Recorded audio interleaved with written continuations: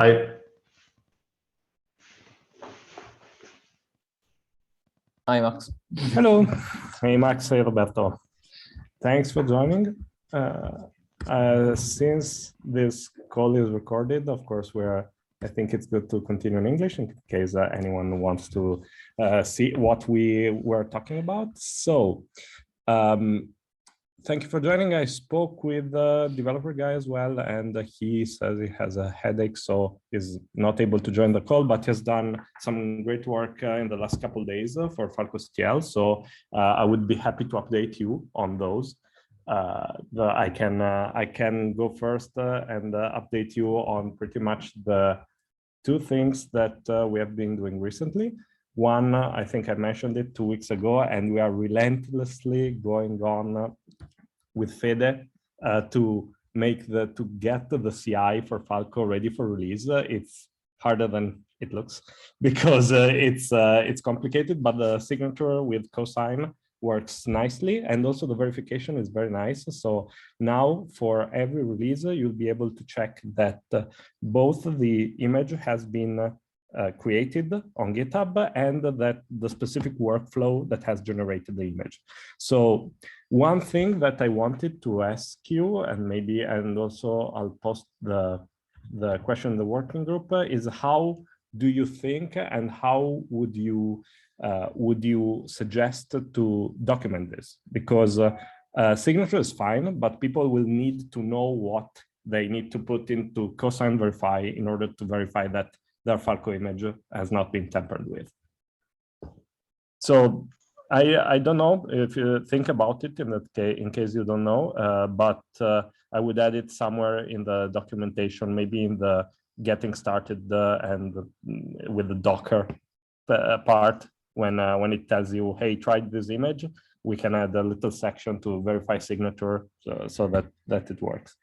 That's my understanding. And as you know, we will be releasing Falco 0.35 at the end of this month, or I mean, work is underway. You can check the ticket on GitHub.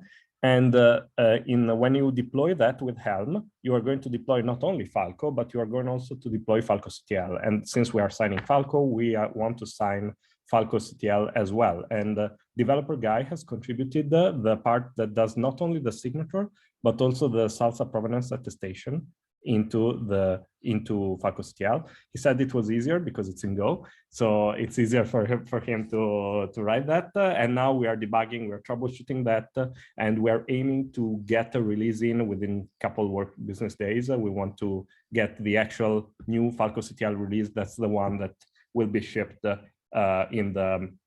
the Helm chart when you deploy Falco 0.35 in your infra. Thank you so much, Roberto. You're awesome. You're awesome.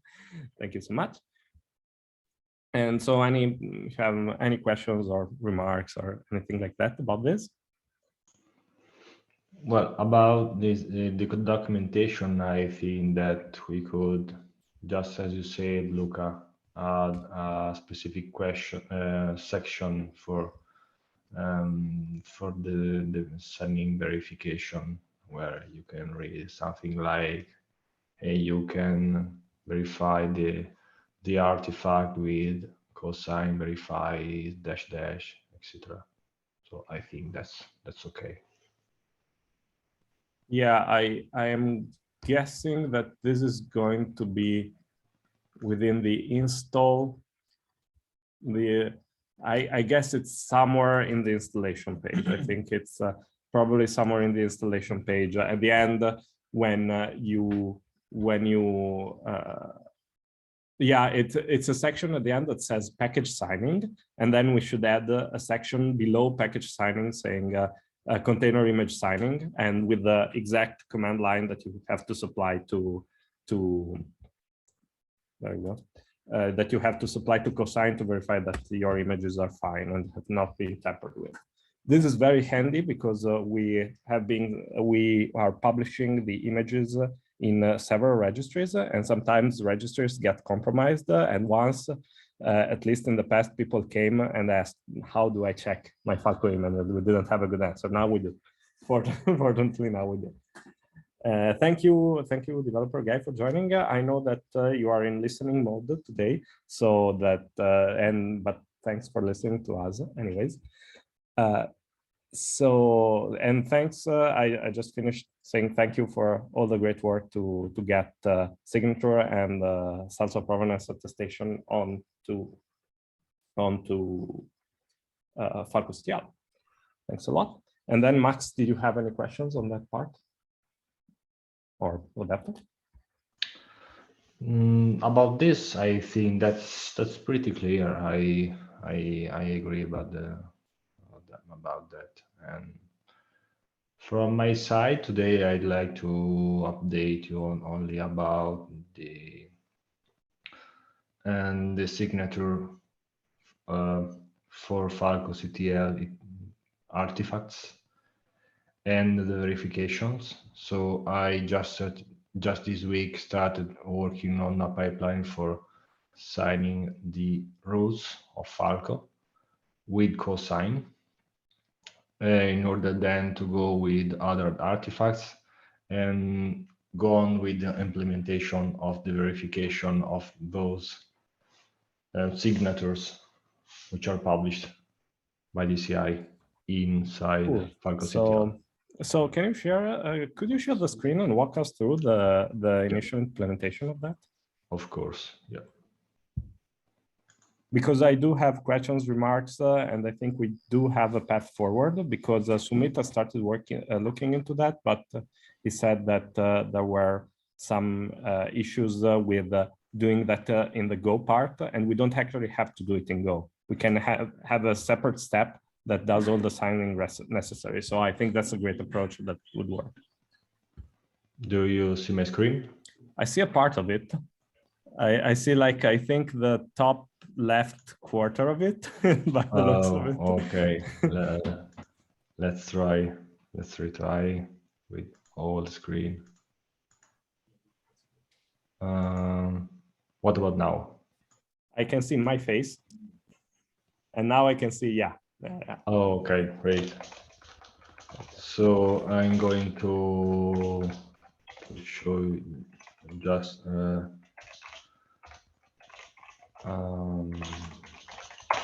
I just started forking the rules, official rules. So I'm just trying to do the things with the official rules and custom ones.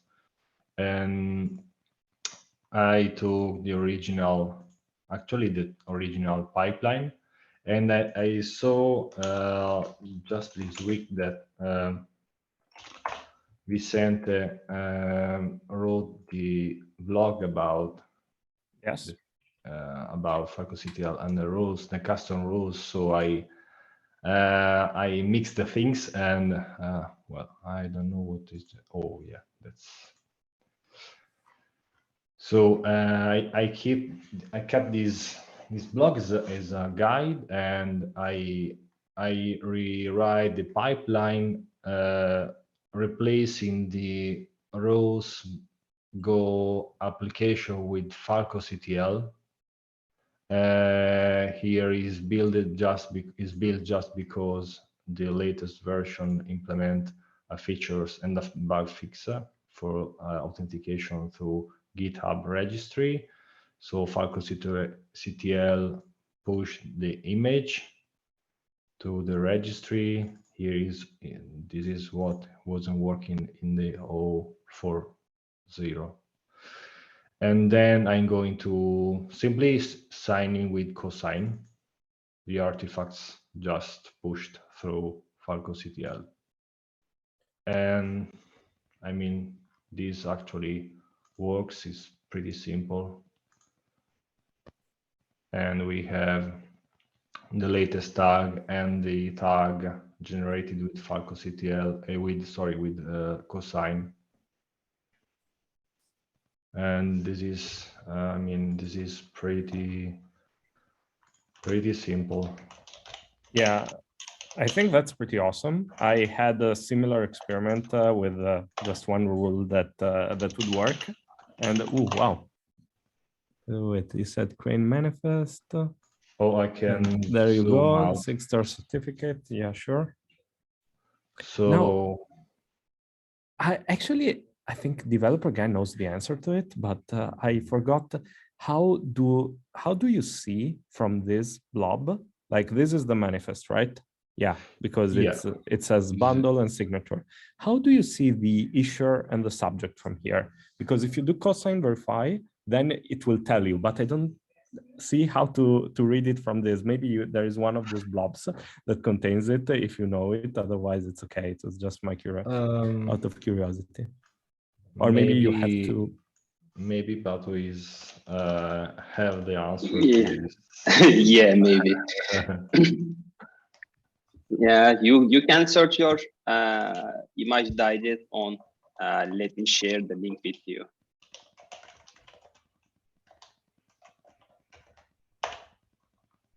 Oh no.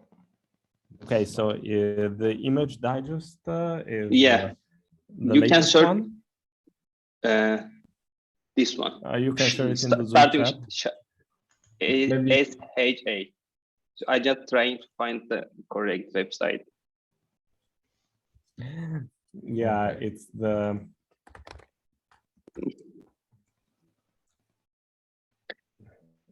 Can you share the screen, Batu? Yeah, of course. As soon as I can find the link. Yeah. The packages, Falco rules. There you go. Search.bigstore.dev.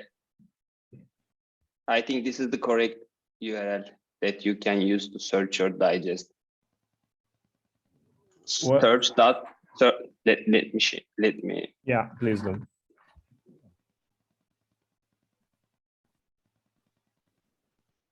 Can you please go this link? Search.bigstore.dev. Oh, okay. Yeah. Then you can search your SHA from there to find the correct entry in transparency log. Then you can see your issuer and all the details. Yeah. Oh, okay. Please select SHA, commit SHA. So that's it. Actually, it's saying. Yes. Not the signature die. Yeah. Okay. Okay. That works. I think it should not be the commit SHA. I think there should be a direct SHA. What do they mean by commit SHA? I think there should be an option for searching just SHA. Oh, so you mean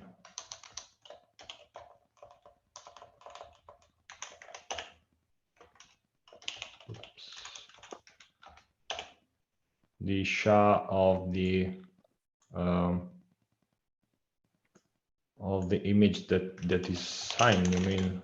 Sorry. You need to search with hash, not SHA directly.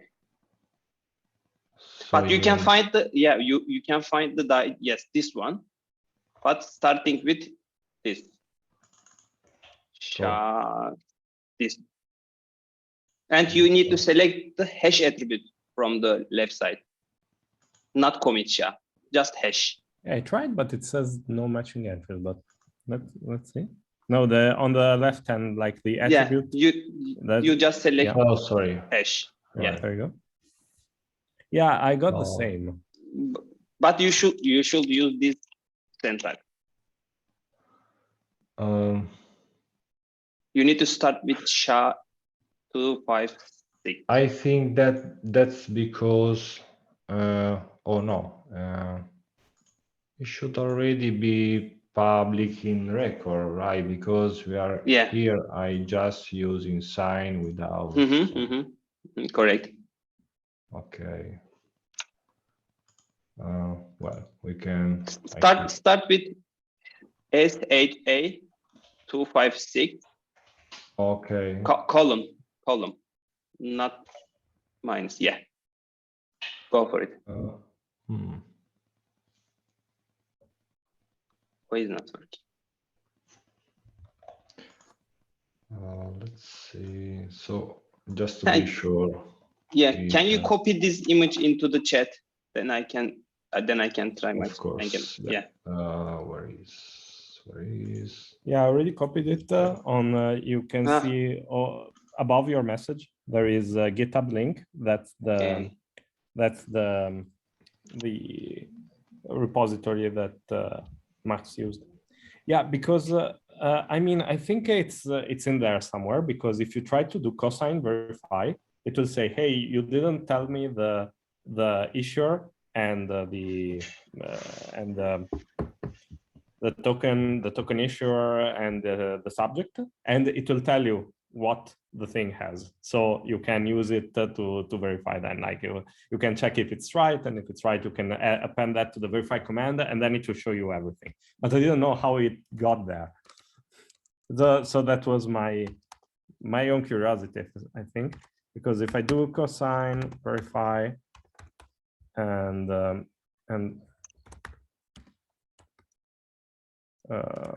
version that I am not sharing, I know, but I do cosine verify.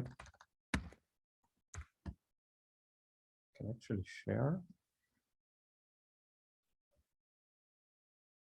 Oh, are you going to share Luca? Yeah, I will be sharing. So I do. Otherwise, I can do that. I do cosine verify. Okay, a little bigger so you see. Cosine verify, and then I can actually take your image from here. That's going to be this one. That's going to. I think that's going to be it. It's just, yeah. Well, I mean, not that. Just, and I think it's going to work because, and then it says, hey, you are missing certificate identity and certificate identity regex. Now I know that's certificate. And this website is the best place that you can find these options. Is I think it's like it's a certificate IDC issuer token actions GitHub user contents account. I think it's there's one. Yeah, once you get the right command in, it's fine. Okay, then it says certificate.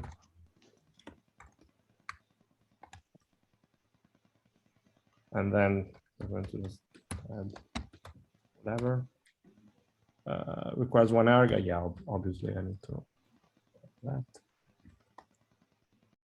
And now it actually knows, because it kind of knows what's going on, because just EQ, not this one. It says, okay, this is Falco rules, and then it knows, it tells me what's it tells me a bunch of other things, and I didn't know how to get those things without actually having to. And the subject is this one. So one is supposed to add this subject so that you get certificate identity. Luca, can you please use the value of the Docker manifest digest? What Docker manifest digest? Yeah. Where? Bottom of the screen. Top of the screen, sorry. I this can one? Yeah. You can, and go look for it on record search. Yeah. So I go with hash, and it's the same. Yeah. It doesn't. It doesn't match. But how? Docker reference. Maybe it's telling me about record here. So this is the commit shadow. Maybe this works.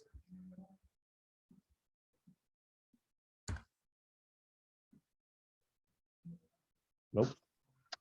Yeah, that was my question, because it did do the right verification. So I think this is fine, but still,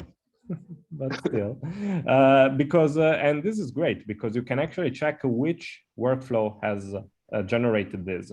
So now we know that, and it would be great also to add the version to that. But I think we are fine with now. Like we know that we need the GitHub Actions, and we know the workflow. So verification, I think it's very nice. And if I, for example, added if I put anything different here, so maybe instead of MaxJo, I put my malicious one. It says nope. It's not verifying. So it's I think it's working fine. This one is working very well. Luca, I think you can use the log index and log ID attributes from. Where is it? Oh, there you go. Yeah. Log ID. Can you? There we go. Yeah, sure. These are other options. Yes. Well, I got the entry UID. UID. Yes. That's the one. Nope. Let's try it with log index.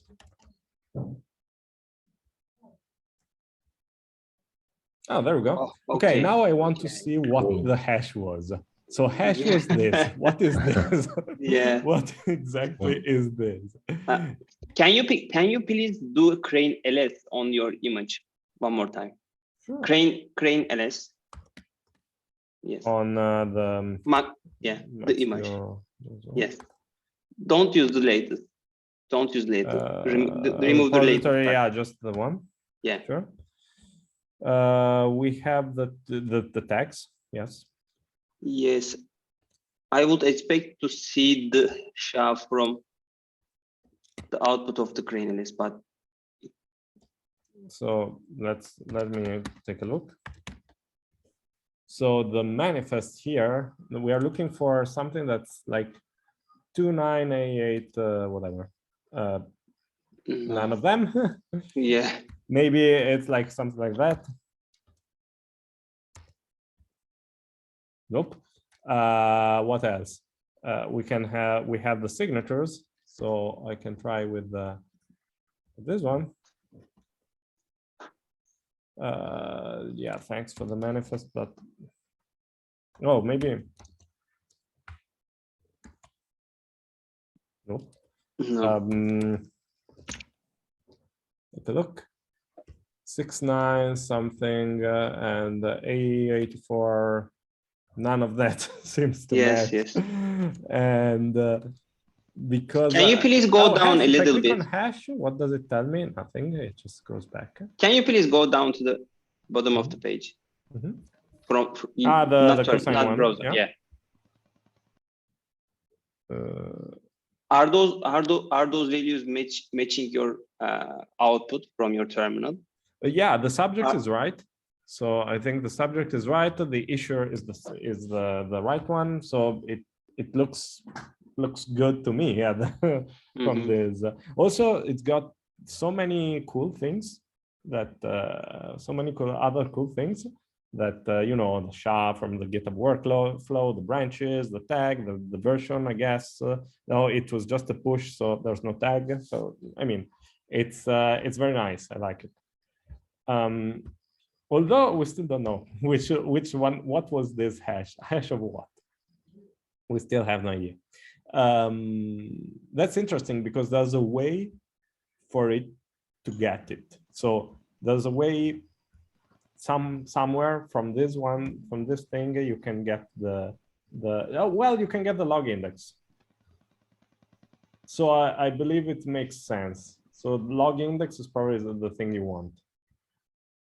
It's like if I go to this manifest and like well, I think that the digest should be the right way to address that, but we need to understand which is the hash that is looking for. I guess that this is trying to tell me that. So if you copy that, it's like okay, there we go. It's like the layers annotation that's sector cosine bundle. Like if I navigate to the layers annotation. layers. And then this thing, that's Xtor bundle. We're going to get that, and then we do the JQ on this one, and that is going to give us the log index. So this is one way to get it, but I am not completely sure. So this was just for my curiosity, out of curiosity, and so I think we can ask Carlos about it because I was interested. Now I have two things. Developer guys, since you're around, I think I want to ask you one thing about before. That is, if you can explain what the salsa provenance attestation that we have added to Falco CTL also allows us to do, apart from the signature. Now we have learned a lot of things from the signature, that it has, you know, even the GitHub SHA and ID and something like that. What does the salsa provenance attestation add to it? Good question, Luca. Basically, it's a record for your build process. It basically saves all the options that you use during the build process into a JSON document, right? So you can find all the options, all the environment variables, all the arguments, all the commands that you use during to build your artifact. So it basically. We don't have one for Falco CTL yet because I am making RCs and fixing the build process. But basically, this is telling me that. Yeah, I think I do have one. Just let me share it with you because because I do some tests. Which command did I use? Let me find.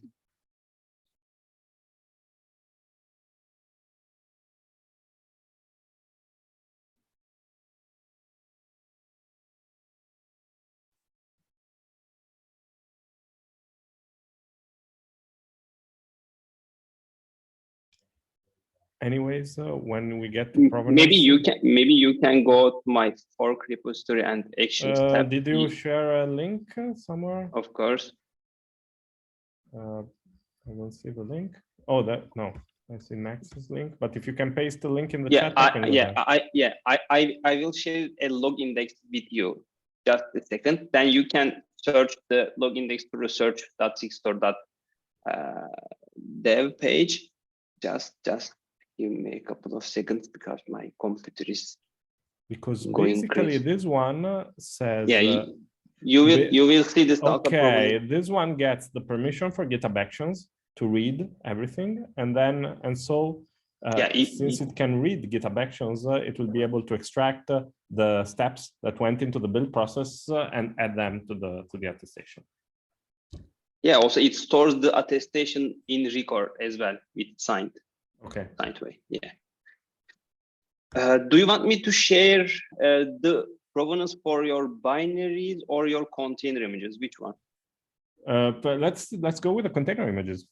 Okay. Just a couple of seconds more. I'm going to give you the log index that points to the salsa provenance in record transparency log. Sure. And I share the link with you. Here is the part, create and find provenance. It should give me the log index. Yeah, here. I just put it into the Zoom chat. I don't see it. Yeah, I am trying to copy it. Okay, here. There we go. So I just go to record and I input that. So that's going to be the login. Log index, yes. There you go. This is the startup provenance that you can find. Okay, SAC trade 256 attestation. Yeah, yes. So it's telling us that there's a builder, and yes. That's cool. That you were the one creating the thing. Yes, these are the all environment variables extracted by the GitHub Actions platform, because Salsa GitHub generator project is already, or not already, only support GitHub Actions, right? The GitHub Actions platform. You know the GitHub context variable, right? You can find all the details about your workflow in GitHub context. It basically extracts all the values from GitHub context variable and put it into the Salsa programs. Yeah, that's great. It really contains a lot of information. Also, we should probably tell the 6-store maintainers that we get Mojibake. I thought ISO 8859.1-1 was something of the past, but indeed it pops up from time to time. But anyways, there we go. Thanks a lot for the answer, and thanks a lot for this. Now, going back to love these magics. Thanks, Max. Going back to what Max shared, I have my other question is that how do we port that cool process to upstream? So the difference that we have from this process that Max implemented here for the CI or release, I think. Release. Yes. This one for release. And our own is the fact that in the actual process, the build and push is done by a Go program instead of a script. So we have two options here. We either try to find a way to use Cosign as a library, but last time I spoke with both Sumit and also Carlos. They told that, especially Carlos told that the library version of Cosign is not super stable yet. So you can do it, and they did it for Kubernetes, I believe, but it's not the best. So in the meantime, I would propose the following, and maybe Max, if you can experiment with it, and I will also help in this one. What if we could get the process, the Go program that pushes the rules to output the list of hashes and tags that were published, and then have a subsequent step using like the output from GitHub, or maybe in the Go program you can actually output stuff for GitHub, because at the end of the day it's a environment variable that's called GitHub output, and you just write stuff in that file, and the build step could write stuff in that file. And so the next step is able to take the list of everything that was published, and so it can just have a little for loop that just signs everything, or an XRX like what one did for Falco CTL. I think it could be a good solution. It's still pretty clean because it's still done by GitHub Action. Maybe it's not perfect, but it should be valuable. What do you think?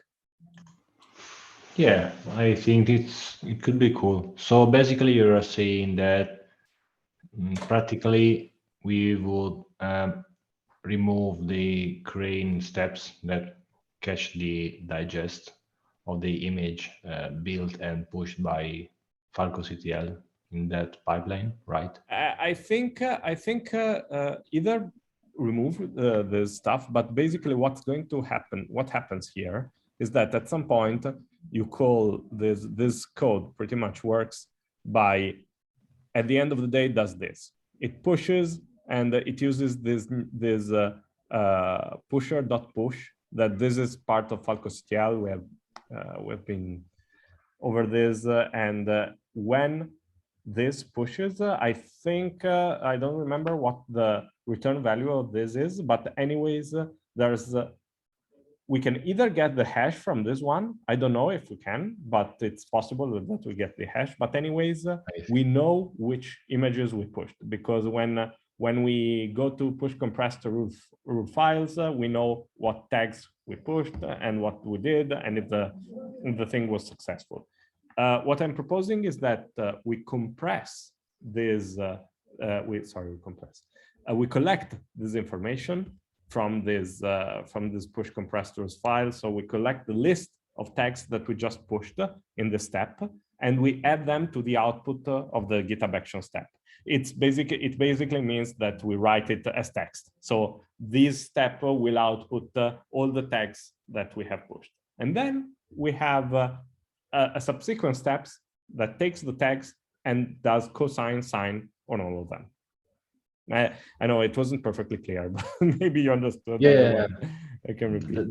that's clear. Okay. My question is, do you think that there are multiple artifacts to be pushed? Because I mean, in my mind, I thought that in the pipeline we are just publishing the main Falco rules here, so it should be a single artifact. Yeah, I Isn't think it? it's. I think you're right. At this point, we are doing single artifact. I think you're absolutely right. But there is one thing. Yeah, sure. Just on the date, right? I mean, There's one nothing thing I think changed. we do, because you see that this has a feature where you can do Falco rules or you can do application rules. And these two are two different things, although it's actually really one file at a time.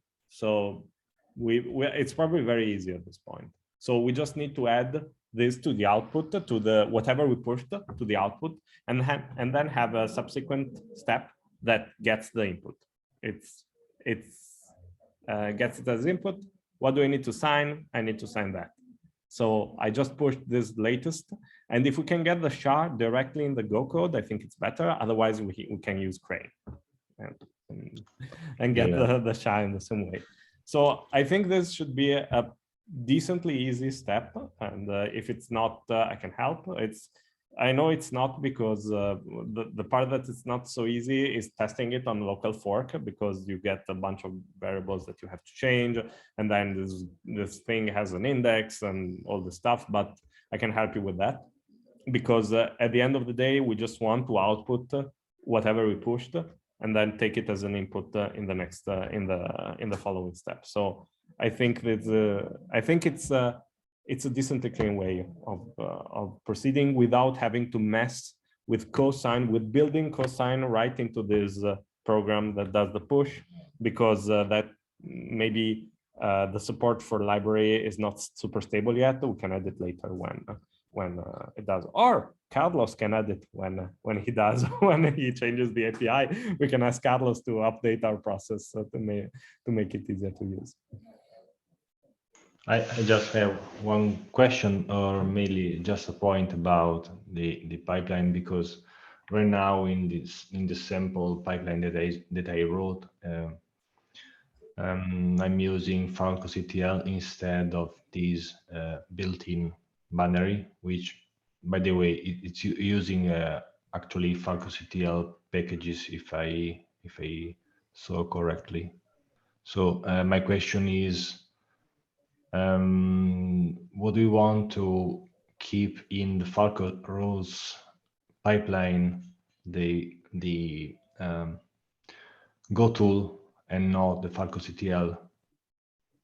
That's a great question. It's because the Go tool does more things than Falco CTL. So as you read in the Falco blog, if you have one thing to push, like a container image, you can use the Falco CTL by itself and it's going to be fine. The problem is that the official Falco rules do more than that. Basically, this Go tool that's called build, it's an entire tool and not just Falco CTL, because it does an index update, because Falco CTL also supports index, which for simple use cases, they're not necessary. But for us, we have more sophisticated use cases. We want to add descriptions and we want to add metadata. And so it pushes the index, which needs to be built in a specific way. And Falco CTL doesn't generate it for you. So this Go tool does. And also it uploads the rules to S3, because we also want the rules to be on S3. And so it has all that stuff to do that. And also it's got additional like intelligence to understand when, for example, if I click on draft a new release onto the official Falco rules, it will detect if I put a tag, what tag did I put, and where it needs to go and look for example, if I type the application rules, it knows where the file is for the application rules, and so it takes the right file and does all these things that some people would do with a bash script. I wouldn't, so let me go, and that's why it's a good tool, and that's really the reason why. And so since this Go tool does all these things, we can add the ability to, since this Go tools knows which is the registry it needs to push and all those things, we can just add an output that says I pushed this, and then the next output, the next step in the pipeline will take the things knowing what was pushed and just add the signature to it in a very easy step. Yeah, that's clear for me. Cool. I don't have So anything going else. basically to sorry. Yeah, no, I don't have anything else for you. So I'm going to restore the original pipeline from the build. So I'm going to remove arctl and then and also create the creating part. Yeah, it could be painful, and please chat with me because I wrote the thing. So I know that if there's pain, we can really even simplify it in your local fork. So just we add the output part and then we add the step. And that's the same thing pretty much for plugins and for rules. So it works in a very similar way, plugins and rules. So if we add that step to rules, it's going to be very easy to add it for plugins as well. And also with multi-architectures, because at the end of the day, the plugin is a manifest list, and we just sign the list. And since that's pretty much a hash pointer, it means that if you verify the signature on the hash list, it means that also the other artifacts were not compromised. Cool. Well, thank you so much. It was a great discussion. And developer guy had to drop, but we thank him anyways because his input was fantastic. If you don't have any questions, remarks, and so forth, we'll continue our work in the channel, and we'll also continue a lot of work that we're doing for the Falco release and all the other things. And we'll see each other in a couple of weeks. Bye. Cool. Bye. Thank you Have so a nice much. day. Thank you, Bye, Alberto, guys. for writing, listening, and everything. I appreciate it a lot. Thank you. Thank you. Bye. Bye.